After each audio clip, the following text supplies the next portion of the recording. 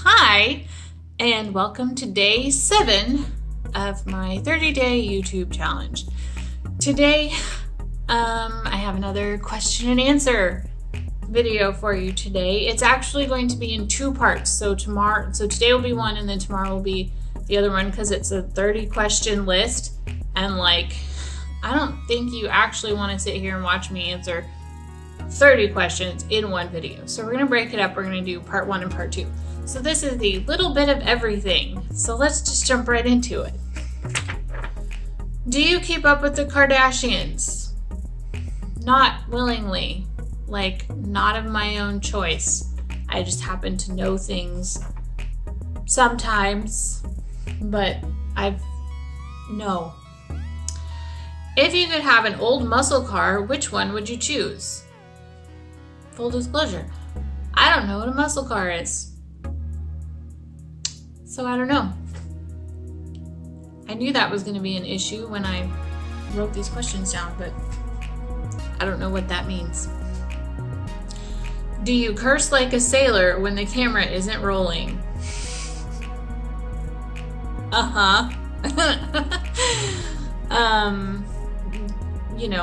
I try to make it appropriate times, or times when I know it will be more acceptable, but yeah. If your significant other gave you a hall pass, who would you use it on? Be honest. So we were actually just talking about this the other night, Monday night, because we were watching Historic Materials, which, by the way, if you have not seen, please go watch it because it's amazing. And I am so excited for all of it. So excited. Anyway, James McAvoy, because we were talking about that the other night while we were watching Historic Materials. I was like, James McAvoy would be on my list. Ross and Rachel, they had a list. I don't know who exactly would be on my list, but he's one of them. What is one thing you do that you hate to admit? I start things and don't finish them. And this is a very, very bad habit. I have this habit in sewing, reading. I think the only thing that I start and I finish is schooling, because I can't just drop out or stop in the middle or whatever, because I borrowed thousands of dollars, tens of thousands of dollars, and we can't just let that, sit, or let that fall apart. So I think the only thing that I really finish is schooling and stuff for my career. But when it comes to stuff in my daily life, I can't finish anything. I will do a video at some point about books that I have started and never finished. And I went to my bookshelf last night, which is only a fraction of books that my husband and I own. And I counted 6 books that I have started and not finished. One of them, I started reading the hard copy. I got an audiobook from the library app, and I still haven't finished the book. It's not that they're boring. I just cannot, I have a really hard time with this. So this is something that I do that I hate to admit. Do you really brush your teeth in the morning and at night? Be honest. I only brush my teeth in the morning. Sometimes if I'm eating something that I really just don't care for the taste of, before I go to bed, I'll brush my teeth before I go to bed too. But usually I only brush my teeth in the morning after I've had my morning coffee and breakfast. What is your go-to drink at Starbucks? White chocolate mocha. Oh my gosh, it's the best thing ever. And you can order it year round. It's not like a pumpkin spice latte or their peppermint whatever.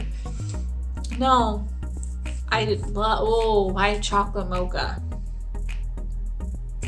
Is your current hair color your real hair color? Sort of. So my current hair color,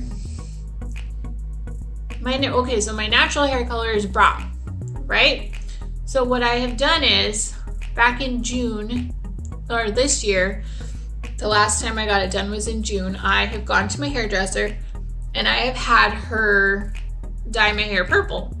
Well, she doesn't do any like lifting or anything. All she does is she just takes the purple dye and she just applies it directly to the brown. So it turns into this like burgundy purple, like only in the sunlight can you see it type color. I don't know if it's still, I know I need to go get it redone. I don't know if it's still like visible, but when I brush my hair in the mornings, I can see the difference between my roots and the color that my hair is. So my hair is more of like reddish, has a reddish tint to it now because I have dyed it purple in the past. And I need to go back and get it redone because I was like, I want to dye my hair purple. And everyone's like, okay, you better do it before the dress code at work changes. I'm like, okay, good. And then when I get it dyed, like you can't really tell that it's actually purple unless you get my in the sunlight or like I show you and I'm like, here, look at my hair, it's purple. So yeah. If you could swap bodies with someone, who would it be and why? I don't really know. If I could swap bodies with someone, do I live their life? Like, do I live their life, or is it literally just I have that person's body for a day? This is what my brain does when faced with difficult decisions. I don't have enough information to make this decision. I don't know. I don't really know. I asked my husband this question downstairs a few minutes ago and he said, I don't even remember what he said. Something about Putin.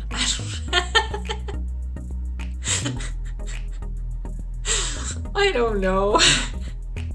So, anyway, I'm not sure who I would swap bodies with for a day.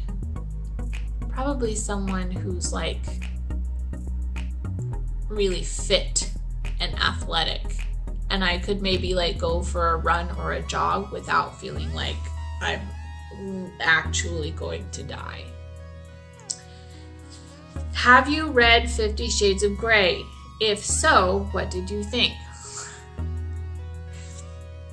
I read, not even half of the first book. I was like, so I did this with Twilight when I was a teenager. Like all of my friends were like reading Twilight and I was like, maybe I should read that too. And then I read it and then I was like, what did I just read? And I read all of them.